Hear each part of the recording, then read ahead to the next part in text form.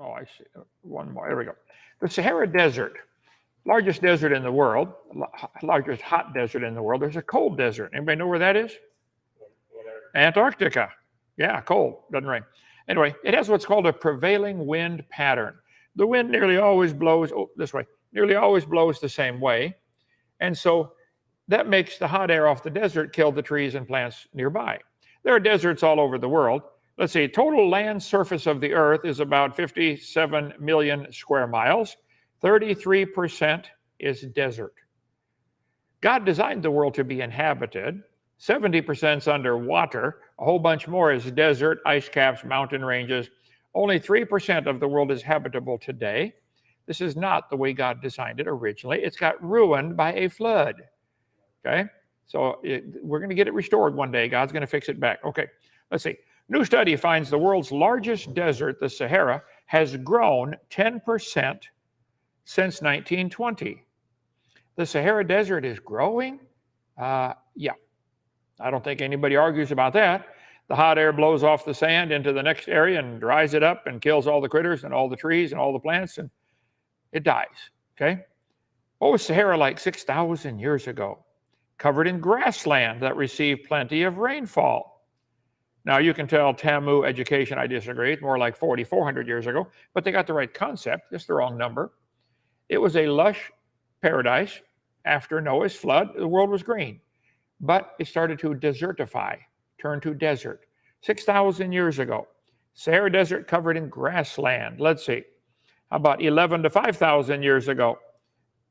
Earth's slow orbital wobble transformed today's Sahara Desert into a land covered with vegetation and lakes.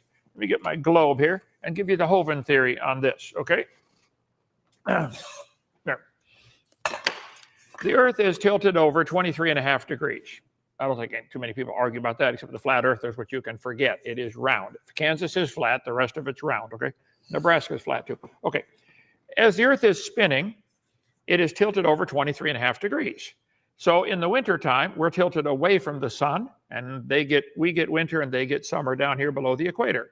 Then it circles around the sun, and 6 months later, we're spinning around, and we get long days. Now, the North Pole goes to a period where it doesn't ever get dark in the summertime, and that circle of darkness enlarges and shrinks because of the tilt of the Earth in relation to its orbit around the sun. It's simple geometry. Now, what if God created the world and it wasn't tilted over 23.5 degrees?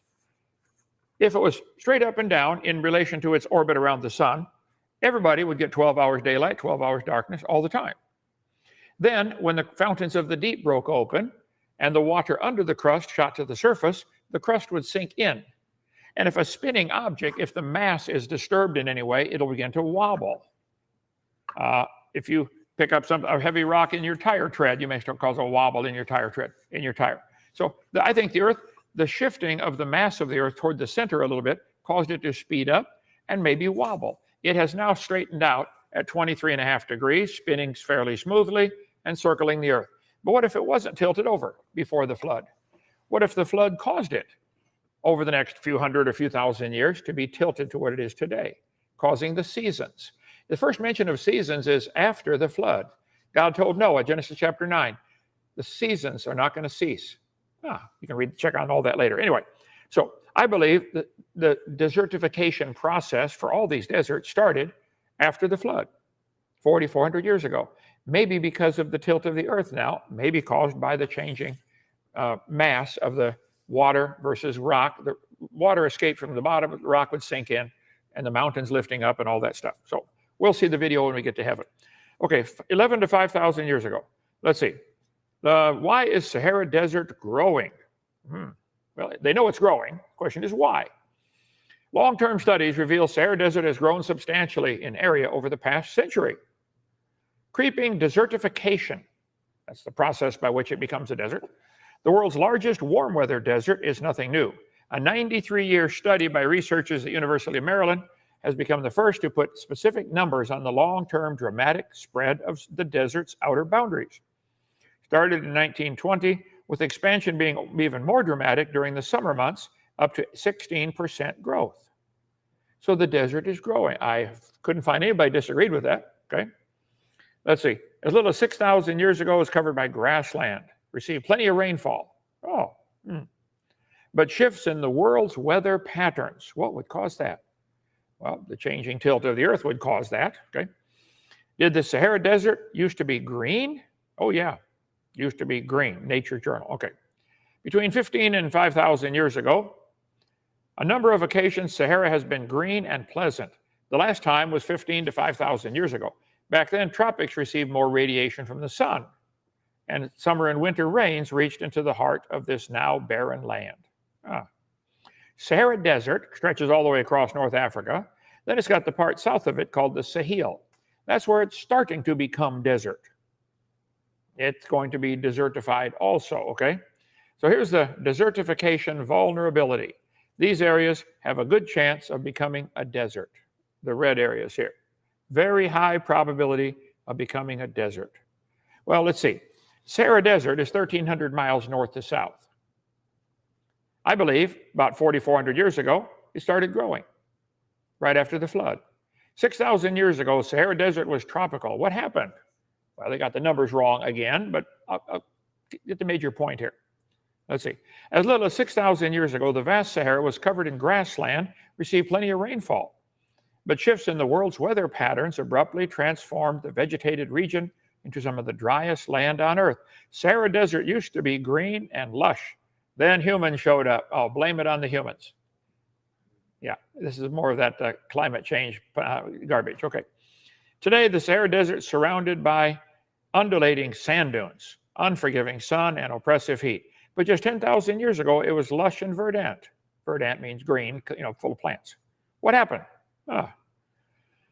Nearly a century of data shows the Sahara Desert is growing.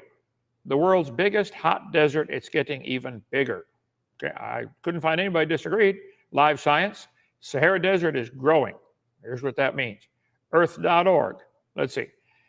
Analysis of rainfall data shows the now dry Sahara has been growing, covering 10% more land since records began in 1920. Here is the Lake Chad in Africa. It is shrinking. What's happening? It's drying out. There it is from 1972 to 2007. It's drying out. I believe Sahara Desert began forming about 4,000 years ago, 4,400, when the flood got over and everything was starting to change.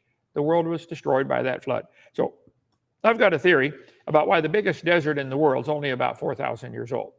6,000 years ago, God created everything in 6 days. 4,400 years ago, there was a worldwide flood. It's hard to have a desert under a flood. Can we agree with that? Okay. The desert began growing after the floodwater went down. It's not complicated. Sahara Desert is just an evidence that would certainly fit fine into the biblical narrative. I think you atheists have a problem. If the earth is billions of years old, why isn't it 10 million years old? Why isn't all of Africa desertified?